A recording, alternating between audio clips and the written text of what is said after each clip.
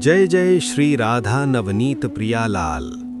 स्वागत है आपका श्री भक्तमाल अमर गाथा की इस परम कल्याणकारी और अति विशिष्ट श्रृंखला भगवान की माया को जीत लेने वाले भक्त के चौथे एपिसोड में।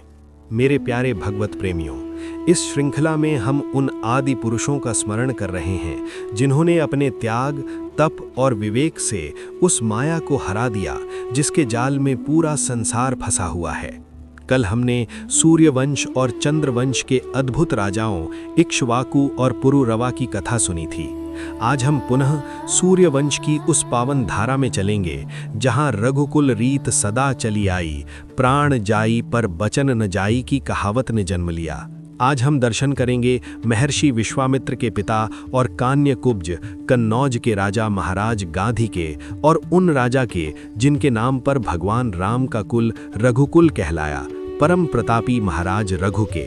इनकी कथाओं में धन और संबंध का मोह कैसे टूटता है, इसका ज्वलंत उदाहरण है। आइए अपने मन को एकाग्र करें और इस पावन गाथा का श्रवण करें। कहते हैं कि ब्रह्मा जी के पुत्र कुश हुए और कुश के पुत्र हुए कुशनाभ। परम उदार ब्रह्म कुमार महाराज कुशनाभ ने पुत्र प्राप्ति के लिए बड़ा भारी तप किया। उनके तप से प्रसन्न होकर स्वयं ब्रह्मा जी ने आकर आश्वासन दिया, बेटा कुशनाभ, तुम्हें अपने समान ही परम धर्मात्मा गाधी नामक पुत्र प्राप्त होगा और उसके द्वारा तुम्हें संसार में अक्षय कीर्ति उपलब्ध होगी। पृथ्वीपति कुशनाभ से ऐसा कहकर ब्रह्मा जी तो अपने लोक को चले गए। कुछ काल के पश्चात बुद्धिमान राजा कुशनाभ के यहाँ परम धर्मज्ञ गाधी नामक पुत्र हुआ। ये कान्यकुब्ज देश के राजा हुए। महाराज गाधी दीर्घ काल तक पुत्रहीन रह गए। तब संतान की इच्छा से पुण्य कर्म करने के लिए वे वन में रहने लगे। वहां रहते समय सोमयाग करने से राजा के एक कन्या हुई जिसका नाम सत्यवती था। भूतल पर कहीं भी उसके रूप और सौंदर्य की तुलना नहीं थी। परम तप में संलग्न महर्षि ऋचिक ने राजा गाधी से उस कन्या को मांगा।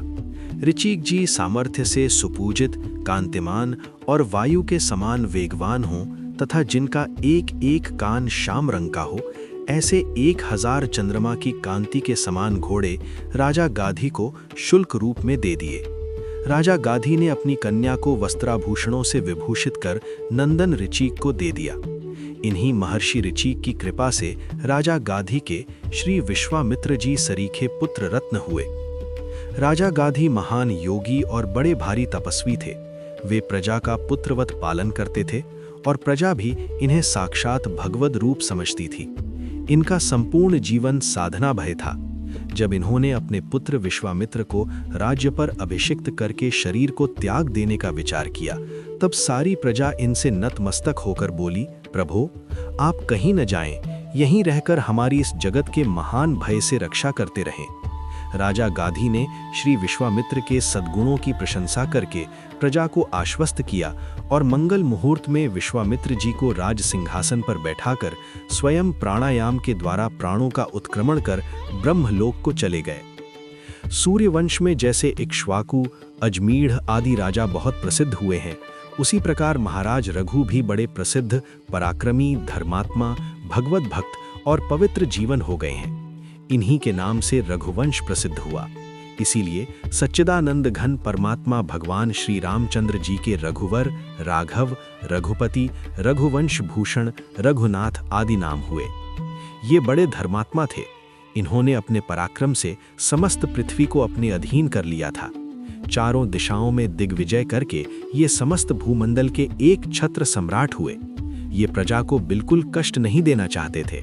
राज्य कर भी ये बहुत ही कम लेते थे और विजित राजाओं को भी केवल अधीन बनाकर छोड़ देते थे। उनसे किसी प्रकार का कर वसूल नहीं करते थे। एक बार ये दरबार में बैठे थे कि इनके पास कौत्स नाम के एक स्नातक ऋषि कुमार आए। अपने यहाँ स्नातक को देखकर महाराज ने उनका विधिवत स्वागत सत्कार किया, पाद्य अर्घ्य से उनकी पूजा की और कुशल प्रश्न पूछा। थोड़ी देर के अनंतर ऋषि कुमार चलने लगे। तब महाराज ने कहा, ब्राह्मण, आप कैसे पधारे और बिना कुछ अभिप्राय बताए आप लौट क्यों जा रहे हैं? ऋषि कुमार ने कहा, राजन, मैंने आपके दान की ख्याति सुनी है। आप अद्वितीय दानी हैं। मैं एक प्रयोजन से आपके पास आया था, किंतु मैंने सुना है कि आपने यज्ञ में अपना समस्त वैभव दान कर दिया है। यहाँ आकर मैंने प्रत्यक्ष देखा कि आपके पास अर्घ्य देने के लिए भी कोई धातु का पात्र नहीं है और आपने मुझे मिट्टी के पात्र से अर्घ्य दिया है। अतः अब मैं आपसे कुछ नहीं कहता। राजा ने कहा, नहीं ब्राह्मण, आप मुझे अपना अभिप्राय बताइए, मैं यथासाध्य उसे पूरा करने की चेष्टा करूंगा। स्नातक ने कहा, राजन, मैंने अपने गुरु के यहाँ रहकर सांगोपांग वेदों का अध्ययन किया। अध्ययन के अनंतर मैंने गुरुजी से गुरु दक्षिणा के लिए प्रार्थना की। उन्होंने कहा, हम तुम्हारी सेवा से ही संतुष्ट हैं, मुझे और कुछ भी दक्षिणा नहीं चाहिए। गुरुजी के यूं कहने पर भी मैं बार बार उनसे गुरु दक्षिणा के लिए आग्रह करता ही रहा। तब अंत में उन्होंने झल्ला कर कहा, अच्छा तो 14 लाख सुवर्ण मुद्राएं लाकर हमें दो। मैं इसीलिए आपके पास आया था। महाराज ने कहा, ब्राह्मण, मेरे हाथों में धनुष बाण के रहते हुए कोई विद्वान ब्रह्मचारी ब्राह्मण मेरे यहाँ से विमुख जाए तो मेरे राजपाट धन वैभव को धिक्कार है। आप बैठिए, मैं कुबेर लोक पर चढ़ाई करके उनके यहाँ से धन लाकर आपको दूंगा। महाराज ने सेना को सुसज्जित होने की आज्ञा दी। बात की बात में सेना सज गई। निश्चय हुआ कि कल प्रस्थान होगा। प्रातःकाल कोषाध्यक्ष ने आकर महाराज से निवेदन किया कि महाराज, रात्रि में सुवर्ण की वृष्टि हुई और समस्त कोष सुवर्ण मुद्राओं से भर गया है। महाराज ने जाकर देखा कि सर्वत्र सुवर्ण मुद्राएं भरी हैं। वहां जितनी सुवर्ण मुद्राएं थीं, उन सबको महाराज ने ऊंटों पर लदवाकर ऋषि कुमार के साथ भेजना चाहा। ऋषि कुमार ने देखा ये मुद्राएं तो नियत संख्या से बहुत अधिक हैं। तब उन्होंने राजा से कहा, महाराज, मुझे तो केवल 14 लाख ही चाहिए। इतनी मुद्राओं का मैं क्या करूंगा? मुझे तो केवल काम भर के लिए चाहिए। महाराज ने कहा, ब्राह्मण, ये सब आपके ही निमित्त आई हैं। आप ही इन सब के अधिकारी हैं। आपको ये सब मुद्राएं लेनी ही होंगी। आपके निमित्त आए हुए द्रव्य को भला मैं कैसे रख सकता हूँ? ऋषि कुमार ने बहुत मना किया, किंतु महाराज मानते ही नहीं थे।